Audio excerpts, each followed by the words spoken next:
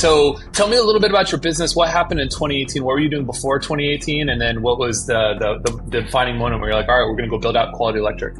Yeah, well, I started in high school doing electrical. My 7th and 8th grade science teacher is actually the one that introduced me to electrical. I've talked about a couple different interviews I've done. She's still a customer of mine today. She's a family friend. She's pretty much what got me into the electrical industry, doing science projects and stuff like that. How did you pick the name Quality Electric? What was that?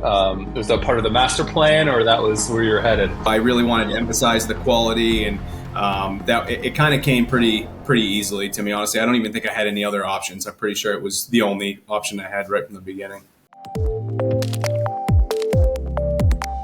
All right. Hi, everybody. Welcome to the Superpro podcast, the heartbeat of home service excellence. I'm Roland Landberg. I'm your host. I'm also the co-founder of House Call Pro, and I'm an advocate for all the hardworking pros that help make our homes better, safer, and more comfortable. Through House Call Pro, I've had the privilege of helping hundreds of thousands of pros just like you, empowering you all to achieve more, stress less, and redefine success in our industry. I'm super excited because today we've got Eric Hope on the podcast. He's the owner of Quality Electric. In 2024, he had his $1 million revenue goal. In 2025, he's planning on doubling that. So crazy growth. We're going to learn all about his tips and tricks. He's got 5 employees in the field. He's got a couple in the office. He's got 4 trucks and started back in 2018. And he's learned a lot along the way. So he's going to be sharing some tips. I'm going to try to extract some of his knowledge and golden nuggets. Meanwhile, I've got some pros here at home too, working on the shelves that we're building out here. So welcome to the show, Eric. Great to have you. Thanks for having me. Hopefully they're House Call Pro users back there. Yeah, exactly. So tell me a little bit about your business. What happened in 2018? What were you doing before 2018? And then what was the defining moment where you're like, all right, we're going to go build out Quality Electric? Yeah, well, I started in high school doing electrical. My 7th and 8th grade science teacher is actually the one that introduced me to electrical. I've talked about a couple different interviews I've done. She's still a customer of mine today. She's a family friend. She's pretty much what got me into the electrical industry, doing science projects and stuff like that. And then after high school, I was in the union for a little bit. It was kind of slow, so that didn't really work out around here. And then I linked up with a local contractor who I worked with him for almost 9 years. And they taught me a ton about the industry, a ton about business, and how to treat employees and people like that. And just got to the point where the only way I was going to make more money there was by working a bunch of overtime, which we were already doing. And I just wanted more for myself. And that's kind of how Quality Electric was born. And how did you pick the name Quality Electric? What was that? Was that part of the master plan, or that was where you were headed? Well, I knew I didn't want a name-based company. And at the time, I think one of the things I was having an issue with was some of the people in the company that I was working for maybe weren't doing things how I wanted to. So I really wanted to emphasize the quality, and that it kind of came pretty easily to me. Honestly, I don't even think I had any other options. I'm pretty sure it was the only option I had right from the beginning. Yeah, I think like having a name-based company is really difficult, especially with the last name like Hope Electric, because you don't want to hope that your electrical works. Everybody has their own, religious beliefs that they're entitled to, and I didn't want that's right. it to seem like it was, a religious thing. Hope is that's right. Yeah, twist. Yeah. But I think it's great advice just for folks out there too. If at some point, either passing it down or selling the business too, it makes it a little easier if it's not just name based, just on your last name, for example, and if it represents something else, So, especially if you have a difficult name to pronounce. I see some people that have names that I can't pronounce it by looking at the truck. Yeah. It makes it harder to be more memorable and stand out as customers, for sure. So tell me a little bit about, as you are building your business, you've got people working for you. It's always hard to find good people. How are you building up your employees? Are you finding them? Are you training them from scratch? Do they come pre-licensed? Do you help them go through? Are they apprentices? Like, maybe share some tips and tricks there for younger businesses that are struggling to find good people. Yeah, we've done it both ways. The one person I've had the longest, Clay, he's kind of like my right-hand man here around here. He's been with me since pretty much the beginning, and it was pretty much by accident. I started my business in officially, I think in April, or it was in April 2018. In October, he just happened to call me out of the blue, and I hired him as an apprentice, and he's been with me since the beginning. Everybody else has come different ways. Where am I actually finding them? It's actually through Indeed. is, Hmm. a lot of people say not to look on the job boards, but almost every person I've found has come from Indeed. They find me on Indeed, but they don't usually apply right away. They go to my social media, they go to our website, they look around a little bit, and they all pretty much say the same thing, that they looked at other companies, and other companies didn't even have websites or didn't even have, active social media platforms. So it really stresses the importance of having like some solid branding where you're actually being active on social media and online, because people are looking when they're looking for employment. Yeah, and honestly, like having a good website is Yeah. part of the key Yeah. differentiator too. You guys have a really clean, modern looking website. You've got like Yeah. the right branding colors all throughout. You can see all the Yeah. work and all the different stuff you guys have done. You can see the pictures of, the teammates, the people that potential people would hire and see in their own Yeah. home. But yeah, all of that matters, not just for homeowners and potential customers, but like you Yeah. said, also attracting great talent, which makes a Yeah. lot of sense. It was a long journey to get there too. We went through some, just like everyone, hard lessons along the way. Bad marketing companies, a crappy logo. My first one, I actually have a magnet on my door just as a reminder every time I walk by it of how bad my first logo was and all that stuff. I'm on, I think, my fourth website before I finally have, the one that I have now. So it's been a long journey. Yeah, and look, that's a good reminder for folks that are out there too. Just because you Yeah. have a logo and you're not like tied to it, you can always change Yeah. it. No, And so absolutely. don't be afraid. Even if you spend a bunch of money on Yeah. swag or Yeah. even wrapping your trucks, at a certain point, it And makes when I was sense to deciding to rewrap do, them. like, we did like a little mini rebrand where we got this logo and the colors and stuff. And I was not sure if I wanted to do it because I already had like some stuff out there and, had my logo generator logo that I had. And I listened to this podcast and he said the most expensive logo is the one that you pay the least for. And at the time, like, I had never really thought of it that way, but poor branding really affects all the other marketing and stuff you're trying to do. Yeah, no, that makes a lot of sense. Tell me a little bit too, as you're building out your business, you've got some fast growth plans, especially you're going to double from a Yeah. million to $2 million this next year. What are you doing in terms of marketing channels? Where are people hearing about you? Like, what are you doing to drive that growth? Yeah. Well, so we started in 2018, but I feel like we've had like three restarts along the way because we pivoted from different types of work that we were doing. At one point, I lost pretty much all of my employees all at once, except for Clay, for various reasons. So there's been all these points along the way where we started almost over again. And so last year, of all the jobs we did to hit that milestone, it was probably 80% new customers. So that first year of kind of revamping back up to getting, the big client base, this year we're focusing on retargeting our existing client base and pushing for referrals and just trying to get the most out of the marketing spend we've already spent, basically. So what percent of the growth would you say are you targeting for like new customers and what percent from existing customers? Like, how are you thinking about that in your mind? Our area is so saturated. I don't think that a big marketing budget will even, like, I don't think I could just double my marketing spend and double my leads. It's not going to work like that around here. So, Yep. if we could get half, if we had 80% new customers last year, if we could shoot for 40% new customer growth this year and the rest come from, retargeting the client base we have, I think that's a safe And goal. I think a lot of people don't even think about it that way Yeah. when they're growing their business. They think, okay, well, whatever I want to get, 10% of my gross Yeah. is going to go towards marketing. So if I Yeah. want like 2 million, I got to go spend 200 grand. Yeah. And then, but like just saying that isn't just going to Yeah. magically Well, work, it's easy to say, but then, what am I going to, yeah. where are you going to put it? Like, what are you Yeah. going to do? Are you just Yeah. going to say, well, I'll tell you what, Google will be the first one to take all your PPC budget just Oh, from yeah. you like that if you turn it on. Yeah. But you have to be very, very, very careful Yeah. because it's a competitive market. People are bidding on keywords. You have to be really thoughtful in your approach because the people that are spending money there are very clever, Yeah. and or they've hired marketing companies whose sole job it is not to do electrical work. Their whole sole job is just to monitor what it costs Yeah. to drive a lead. Yeah. And so be thoughtful of that approach. How did you find someone to build your website? Why did you go through 4 iterations, and what were you like unhappy with to get you to go build another one? Like, what was your thought process there? My very, very first one was like a Wix website I built myself, that didn't cost me anything, which is, everybody needs to start somewhere. There's nothing wrong with Right. starting there. You have to have a website. So that was my first one. And then from there, I think I got cold called by one of the big national companies that sells a monthly subscription for them to have a website. And they built me, I signed on to them. It was pretty inexpensive. And we were doing larger like commercial stuff. So I wasn't really depending on my website for new leads and things like that. So they built me this good website. They said I owned everything, which I'm sure you know where this story's headed.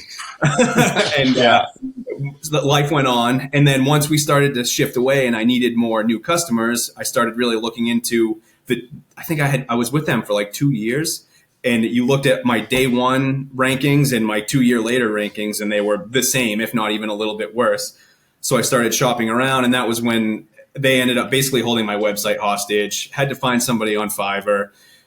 He cloned it. It was this whole big ordeal. And then there was a company I found through a coaching program that specializes in home service websites. They're the ones that built the website I have now, which I get a lot of compliments on. I think it works really well, and it converts, which is the most important part. Converting is really important. Yeah. And I think, making sure that you got easy way for customers to reach out to you is super important. And so I think just the cleanliness and also mobile responsive, if you check it out on your phone and it's a cluster and it's hard to navigate, remember more than half your traffic is going to be mobile. And a lot of people forget about it because they only look at it on their computer when they're at home, but that's not true. Most people are out and about shopping and they're just looking at things. Yeah. And you have to, if you're going to be serious about your website and growing, and you're going to be investing money into your website regularly, you have to own it. You have to be able to log in and kick out that marketing company when you're ready to move on from them. Otherwise, they can do the same to you and you're left with nothing. Definitely. And so just another piece to reiterate on that is like, if you don't have your own domain name, that's the step one. That's the one you absolutely do not want to get taken hostage of. And then the second one is, where is the website hosted? And if you have the ability to, take that over, you can. But there are some proprietary platforms that won't let you switch over. So they'll be like, all right, if you're going to leave, well, then you got to go rebuild it. But as long as you have your domain, that one's the key. So make sure you control the registrar. So think like, GoDaddy, Network Solutions, there's some of the top ones. Make sure you've got that piece and you redirect it to wherever the webmaster tells you to put it towards, or the marketing company, versus letting them buy it for you. Do not let that happen, right? Because it's not that expensive. Yeah, and if anyone wants a little information into how they kind of manipulate you into thinking you own the website, the keywords that they'll say is, you own the content. So that's what got me, is they said, you own the content. It's all yours. So when I left them, they gave me a Word doc with a bunch of nonsense in it that was of no use, to anybody. So it was... I owned the pictures that I had gave them to put on the website, and some of the text on the website that was mostly AI generated anyways. That doesn't make sense. So tell me a little bit about when you think about getting referrals from your existing client base. What are you doing to get them to refer you? How do you think about it? Do you incentivize them? Do you not? Where do you drop those like words? How does that work? I've tried it a couple different ways. I actually just this morning was revamping our email campaigns in House Call Pro to send out some pokes for referrals and stuff. I tried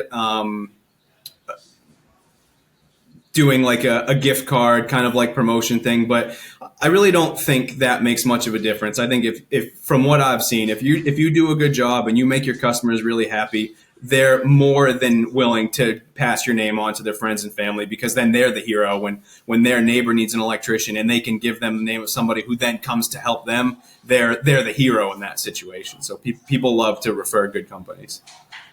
Yeah, and I think too, everyone, when they're asked about like, hey, who did this in your home, or whatever that statement piece is, you'd be like, oh yeah, that's that company, and they're happy to refer. Whether you give a gift card or not, they'll do it organically. And so a lot of that starts with just asking your customers for reviews. So tell me a little bit about that. You use a lot of different features inside of House Call Pro. You're definitely a power user. Tell me about how you're doing the full review process. Are you just having the automation? Are you doing automation plus your technician? Are there other touch points that you're using to drive all the reviews you're getting, or how does that work? We do the automation plus we ask. So part of our process is we tell them that most people, we close out the job and we ask them, if everything looks good. And then we ask them for one more favor. If you don't mind leaving us a review, it's how most of our customers find us. And when we say that, they usually say something like, oh yeah, that's why we called you, because we saw all your reviews. And then that's your kind of opening to say, well, that's perfect. It helps a lot if you don't mind leaving one. And then as soon as they leave, they're getting that email to leave one. And if they have a Gmail, I bet you 80 to 90% of the Gmail users end up leaving us a review. Yep. And that's a good differentiation because people, you have to have a Google account to leave a Google review. You can't just be an anonymous Google poster. So sometimes people get a little confused because they're like, oh, okay, why am I not getting reviews, right, from these people? And you know how it is. Like, if you have to then go create a Google account to leave a review, that's a lot of just like friction. Now, a lot of people have Google accounts, but not everyone. And so, if you can funnel those ones to Google that do have Gmail or Google accounts, great. The other ones, if you can capture a little something out of them, it's something you wouldn't have gotten anyways. So get as much as you can. When we didn't have a lot of reviews and me and Clay were talking about it a lot, we'd be really like pushing for reviews. We'd get excited, be like, oh, we got this guy's got a Gmail. All right, let's make sure, we ask because it pops up in the corner of their contact. So it is fun when they're giving me their email address and I'm like, yeah, Gmail. All right, let's get this one. Yeah, well, look, you guys have hundreds of perfect 5-star reviews. And then to top it off, too, you've got the online booking button by Housecall Pro that sits on your Google Business profile. So it makes you stand out. It's this big, glaring blue button that sits there right in the middle of the screen. That's kind of like it's like, I don't know, call them, not bug zappers, but they really just like a moth to the flame. Yeah, exactly. Yeah. And I don't know when I tried to add the blue button at one point and I couldn't get it to go. And then all of a sudden I don't know if you remember a couple months ago, everyone was up in arms about the Google review counter being off and all this chaos. It seemed like around that time they were doing something, and that's when our blue thing appeared. And since then, we don't get a ton of online bookings yet around here. Not a lot of people are utilizing it. But since they did that, we've definitely noticed an uptick in people booking online. Yeah, and look, a percentage of your audience is going to want to call. A percentage of your audience is going to want to not talk to you at all. They just want to text you. A percentage is going to book you online, whatever it is. But you just got to cast a wide net and not be assumptive of like who's finding you, where, and how they're booking you. So you guys are doing a great job capturing that, and you've got a great Google Business profile. So I think those things kind of coupled together, that's the best form of organic marketing that you can do. Because people are searching, follow the electric, boom, book, done. What other tips would you say, if you were to go back in time when you started using Housecall Pro in 2023, what's something you wish you would have done from the start? Well, I don't know. I feel like I took advantage of everything pretty quickly, but I think what a lot of people need to do is take a lot of time to learn the whole system, because it's not just something that we use for our job. Like our whole entire business is built upon Housecall Pro. Everything that we do revolves around it. You should be proud of what you've built there, because you're a huge portion of our business. Without you, we'd have to go find an alternative, but our whole business and operation is built around Housecall Pro. Whenever we're trying to figure out something new we want to implement, the first thing we're doing is going to Housecall Pro and figuring out how it works, so that we can implement it. So taking the time to learn how all the features work, set yourself up as a customer in Housecall Pro so you don't have to wonder what notifications are going to people. Set yourself up as a customer and test on yourself so you know exactly what they're seeing when things go out. And you really just need to know everything about it before you start to use it, in my opinion anyways. Look, that's a great golden nugget that you just shared right there. Is like, make yourself or make your spouse the customer and go run through your workflows just to see all the notifications. Because Housecall Pro, we do a lot under the covers that we don't even necessarily explicitly say that we do to help that customer communication. So it gives them that Uber-like experience, which then drives a 5-star review, which then drives more customers. But like, experience the end-to-end flow yourself. Give yourself an estimate. Give your spouse an estimate. Whatever it is. But then you get to see kind of what it looks like on the other side. And I love that golden nugget. I don't think enough people do that. And then they're like, well, I didn't know that it sent this thing. It's like, well, yes, but it's all good. It's all good. And that's part of our onboarding.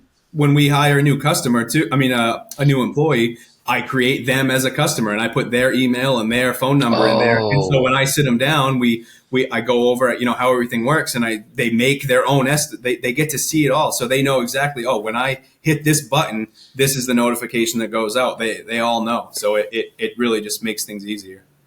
Oh, that's such a good tip. Yeah, I hope that more pros do that yeah, because then they know exactly what yeah, each button does, or like the yeah, most infamous slash best one, the on my way yeah, button. Like, how does it yeah, work? What does it look yeah, like when the truck is getting tracked? yeah, Don't click it if you're not ready yeah, because they'll see that the truck is yeah. like sitting there. That's what the other thing too. We try and I always tell them if we're far away because we have to travel sometimes. If you're an hour away, don't hit the on my way button because even though we're flat rate, we don't charge travel time. People don't make all those connections. They'll see we're an hour away and think like, oh my god, they're going to charge me so much to get here. So yeah, we wait till we're Yeah. 20, 30 minutes out and then hit the button. Totally. And people love watching the Yeah. locations. It's one of the cool things when you integrate the GPS with the on my Oh yeah. way, it gives you that like next level kind of feel that, a lot of other pros in your area are not doing. They're Yeah. not doing that. Oh And that lets no. you charge those higher prices. The first day that we turned that on, one of my guys called me and said, when I pulled in the driveway, the customer was in the driveway waving, and he was so pumped that he could track us because they had kind of a confusing driveway, so he wanted to be out there. Yeah, it was the Yeah. very first day I turned it on. Somebody was happy. That's so cool. Yeah. And I think like those little micro moments Yeah, all add up.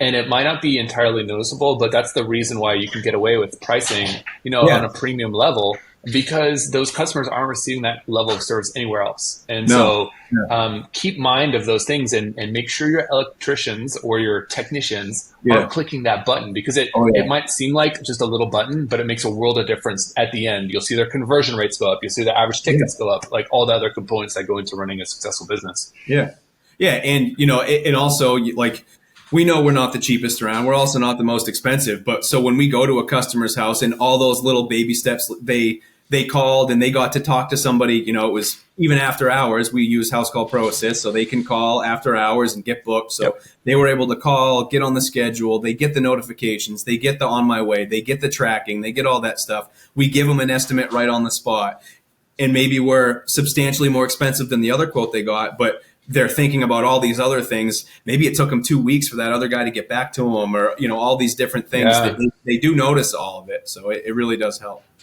It stacks up. Speaking of that, what percentage of your calls do you think happen after hours versus in hours, if you had to guess? Or do you know the number because you're tracking? I could probably find that number, but I would have to be clicking around a lot and I would be distracted. Yeah. We don't get a ton. The weekends, we get early morning weekends. There's like an uptick in calls, but most of our calls are after normal hours, honestly. But there are a few that come in at the end of the day. And if you're not answering those calls, especially if you use Google LSA, you need to be picking up the phone every single Yes. time it rings. So if you're not using something to capture those, even if it's only a couple calls a week, you may miss that opportunity. It could be, maybe it's a big ticket, but if you miss it, not only do you not get the ticket, but your LSA, rankings are going to drop too. So there's a lot goes into it. Yeah, and Google's watching. All those Yeah. things are tracked all the way through the way, and so for Yeah. them, they're incentivized to make sure that the consumer has a great experience because then they keep going back to Google as well. Yeah. So having someone there that can answer that call 24/7 super important. And even though it might not be a massive amount of volume, those tickets also matter because if you don't do the job, your competitor's doing the job. Yeah. And when your Yeah. competitor does a job, they get the review, they get the dollars, they get the net profit, all those things Yeah. that helps build them up. So it's Yeah. not just a zero sum game like, oh, you lost a thing or whatever. It's actually Yeah. building up your competition. So that's where I tell people, like, you know what, even if it's a handful, I don't know, if you do 2 or 3 more generator installs, Yeah. a month that happen to come in because it starts to get hot in New Hampshire, I Yeah. don't know when, but it gets muggy, and then powers goes down and who knows what, like those things stack up. Especially And if you're trying to have the kind of growth that you're having. yeah, absolutely. And no matter where they got your number from somewhere, usually it's an ad of some kind. You paid for them to call you already. And so if you Yeah. don't have someone answering the phone, you just threw that money away. You might as well turn your ads off after hours then. And then that has a whole nother impact. Set of on effects. Yeah. Totally. What do you think is the most underrated feature of House Call Pro? What do you think is not talked about enough? Or maybe what feature is our product marketing team not like putting out there in the world that is as good as it is, but it's just underrated? I think the pipeline specifically for estimate follow-ups, we haven't really streamlined using it for managing jobs and stuff yet. It's on my project list, but Yep. pipeline for estimate follow-ups has been, even if you close one extra job a month, it'll pay for it. One extra job a year would probably pay for it. Pay for the whole thing. Yeah. But because we just weren't following up, we would just forget. The bigger ones we'd follow up on, but some of the smaller ones would just fall through the cracks. And now they get the reminders. And sometimes it's, even if it's them saying, no, we're all set right now, at least you get to move that off your list, and move on, or put it into a different bucket to follow up, a few months if you want to. But the pipeline for estimate follow-ups has been huge. And then the review feature, obviously. Totally. Yeah. And I think like there's so many things on your mind, and just following up, especially the smaller ones, fall through the crack. But those things matter because those not only add up to be a lot, but there might be bigger jobs down the line off of those smaller jobs too. Yep. Yeah. And then also, there's been times where we've gone out to give a quote for somebody. They get all those benefits of us answering the phone, us getting out there quickly, tracking us, all that stuff we talked about before. We gave them an estimate on the spot. So sometimes all that happens and they get our follow-up email before they've even got their original estimate from the other person they tried to get on. So a lot of times they just cancel that and move forward with us because we've, had the communication. Yeah, right time and right place, and I think people appreciate that follow-up because it's not necessarily that they got your estimate and they're like, no, I don't want to do this. It's just, it might not be the right time, or it might just be they got busy and they got kids, or who knows what. And if you just, I would just say if you're professionally persistent, it works. Yeah. Sometimes they just have questions and you're opening the door for a conversation to reopen their, conversation about questions too. So. Yeah, totally. What advice would you give your younger self, independent of House Call Pro? Like what kind of advice would you give yourself? Someone that maybe is in the sub $1 million range, maybe $500,000, $250,000, just getting started. What would you have wished someone would have told you? So I've gone through a lot of like ups and downs and different directions that I've taken. And I don't necessarily think I would want any of them to have been any different because all the things that have happened have kind of shaped the direction we're headed in now. But I wish I had, thinking back, I wish I had focused more on residential service earlier, because I kind of missed the COVID boom that everybody got to ride on to get that little boost, because we were doing a big commercial job that actually took, like 18 months or something like that for us to finish. So we were kind of stuck on all these other projects that were pulling us away from that big push everybody else got to experience during those, 2020, 2021 years. Yep. So just being more focused at the beginning, I guess, is what I would have liked. Yeah. And I just say commercial jobs are interesting and attractive because they're big jobs and they keep you guaranteed busy for a long time. So they're more predictable. But the problem is, the payments aren't always predictable. No. Even if you're doing progress pay, because they all have crazy net terms, and you're getting paid by someone that has to get paid by someone else. So you're kind of at the bottom of the food chain, and you shouldn't be a bank, but you become a bank. Versus residential, which is COD, you provide a service, you got House Call Pro, boom, invoice and pay them on the spot, Apple Pay, done, dollars in the bank. Absolutely. So, plus all the missed opportunities is good. Oh, yeah. Yeah, because I know there's going to be people probably listening to this podcast right now that are stuck on some big job, whether it's a residential new construction or whatever. You're stuck on that job, and people are calling you, and you're telling them, oh, I can't get out there for a couple weeks or a month, or maybe you're not even answering your phone. That one little service call that you're saying no to, a lot of times turns into a generator or a service upgrade or a bigger ticket. If you don't have the ability to take advantage of those when they come in, you're missing out, which is what happened to us. Yeah. And especially those smaller jobs, which are like, EV installation, panel upgrade, they're not weeks worth of work. They're a day or two, that bring in good money, good margin, that you could have slotted in much more easily than being stuck on a job. And I think building that in the sooner you can, the better, for sure, which is great advice. What do you think about people that are either new to the community or don't know that House Call Pro is a super pro community? Why is it important to be a part of the community, or why is it even important to be a super pro? What does that mean to you? Well, I think the regular Facebook House Call Pro group has been amazing for me to help me figure things out and ask questions. And that's why I'm always so quick to answer questions on there, because I needed that help and when I was starting out. So having that extra little piece of help on there is huge. So you should definitely be looking for help in there. And then the Superpro page or Facebook group is kind of like people that have moved a little bit, not past that, but they're using a lot more of the features, and their understanding of how they work is a little bit more advanced. So the questions and the answers you get can be a little bit more nuanced in that group. But I always tell people that if you're stuck on something in House Call Pro, search the help articles first, then go to the Facebook group and use the search bar. For God's sakes, don't just post the question, search first, because I guarantee it's probably been asked. And then if you don't see it in there, then you can post it. But just search in there first. It's probably in there. I want the social media team just to take that little piece and just like put that one on repeat, because there are so many questions that get asked over and over and over again. And honestly, like, sure, if you ask, you'll get responses too, but it's good to read through some of the other stuff. And a lot of them are very common. And honestly, the Facebook group moves fast. And so people will answer you. You will get responses fast. I also tell people too, use the AI help inside of House Call Pro, because that's all based on all the help articles. So you don't even have to go hunt and search for help articles. Just use the AI help piece, and you'll get answers probably quicker than you will from a human. Now, you can always still talk to a human, but if you're impatient and get stuff quick, Facebook group, the AI help, both of those things help a lot. Yeah, absolutely. This is great. We're already at the 30-minute mark. I knew we'd get here really quick. Eric, is there any last thing you want to share, or hoping that the audience would hear today before you tune off here? I just think there was a time, not even that long ago, where I thought that I was going to need to move away from House Call Pro and move on to, the other one that everybody always talks about. And then I met somebody that helped me in the Facebook group that showed me how much more it can really do. And ever since then, I've been just all in on it. The integration and the API and the webhooks, they can be a little complicated, but the possibilities of what you can do with House Call Pro really are endless if you have the ingenuity to figure it out. So if there's something you don't think you can do, you probably can. And even the reporting, everybody thinks the reporting isn't that good.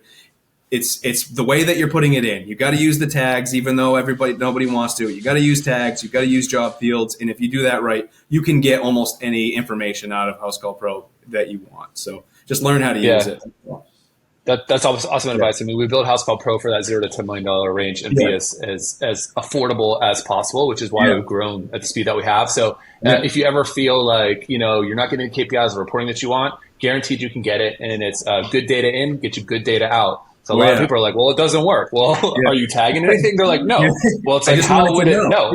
I just wanted to know. It's like, well, it's not magic. It's not magic. But if you ever need help, always ask in the Facebook group. Always, go back to House Call Pro and say like, hey, can someone help me set some of these things up if you really don't know? Or if you've got AI enabled, you can just ask the AI analyst as well. Just say like, hey, let me report for this. I've asked questions, and then I've just got on calls with people after totally for free and answered questions. There's a lot of people in the Facebook group that just want to help without selling you anything. So don't be afraid to ask for help. That's awesome. Eric, it's been a pleasure having you on the show. Thank you so much for sharing some of your golden nuggets. For everyone else that's still listening, tune in next week for another edition of the Superpro podcast. If you liked what you heard, subscribe, leave us a review. That'd be great. Definitely more reviews so more people can see this kind of stuff. Thanks so much, Eric, for being on the show, and we'll see you all next week. Awesome. Thank you. The Superpro podcast is brought to you by House Call Pro, the leading platform for the home service industry. House Call Pro streamlines your workflows and simplifies everything from scheduling and dispatching to communication and billing.